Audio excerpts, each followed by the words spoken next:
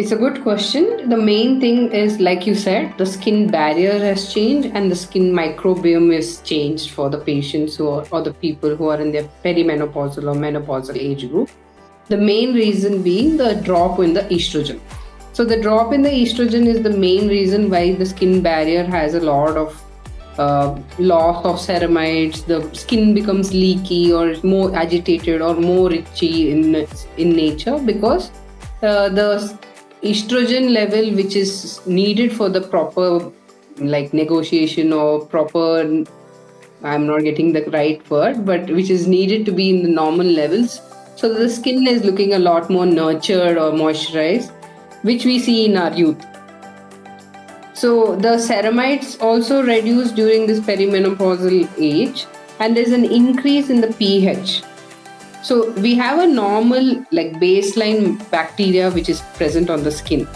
So as the pH increases, that tendency of the normal bacteria which provides protection for us is slowly diminishing, or the death of it is occurring, and the villainous or the mean kind of bacteria takes over. Because of that, there's irritation in the skin, and there's also a lot of cracks which are formed, which lets any irritant, which is not usually an irritant, damage the skin barrier. So the main point which we have to understand it, the product would remain the same, the ingredient would remain the same, but because there is a change in your pH level and the skin microbiome or the bacterial load on your skin has changed, your skin is also going to react different to the products. The chemical is going. So we do get a lot of patients who are like, I have been using this hair dye, I have been using this lipstick, I've never had a reaction to it, I've never had a problem with this moisturizer, this body wash. Suddenly, when I'm near my, or else they would be near the perimenopausal age group, and they're like, now it is creating an issue. I think the manufacturer has changed. They put a lot of effort into finding out if the manufacturer's changed of the product or the ingredient list has changed. Could be, but the main issue being the skin of our own being has changed. It's not the products which have changed. That's why a very like simple technique which I would tell anybody is, anything you get from the market, any product you get, always do a tiny patch test to see if your skin is going to react. It is for every age group, but preferably for the perimenopausal because the skin is already a little more sensitive.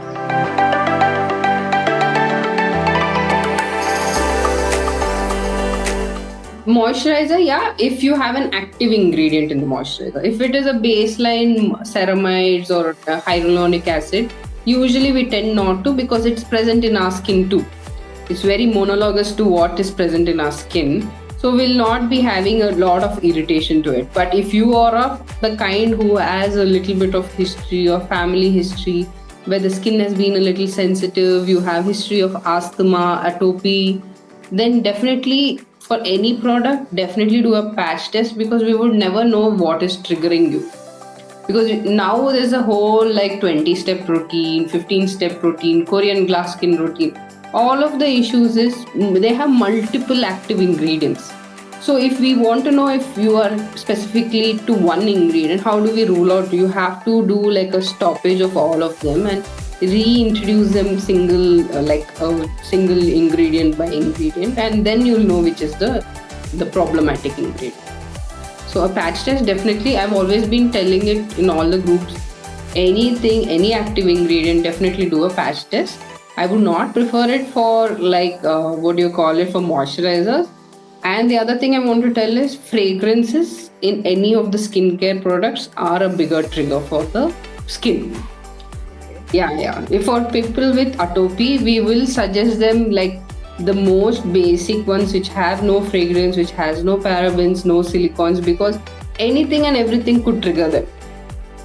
And we would want to rule that out.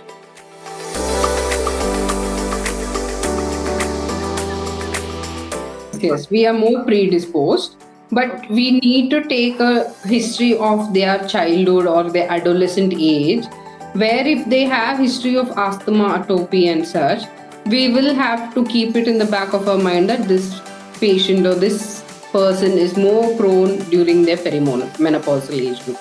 It is the same for any individual, that you will be knowing that in your childhood, if you had an history that your hands are always on the dry side, or you feel like there were a lot of cracks, there were a lot of fissures over the hands, on your feet. There were always your parents running behind you, applying some like some coconut oil, some ghee, something to keep chapped lips. I still remember, like my granny used to run behind me and apply a little bit of ghee on my lips, because it used to be the best medicine then. Even though it was like Vaseline and all was already there, but on Nuska was always like a better thing according to the older generations. So when you catch that history in the past, definitely they are more prone, because their skin barrier is already on the weaker side. And as they get into the perimenopausal, you're more sensitive to perceiving things, your nerves are more reactive, your barrier is becoming leaky and weak. And main thing being the microbiome, which is there, which is shifting. The good ones are going and the bad ones are entering, and the bad ones are creating a nuisance.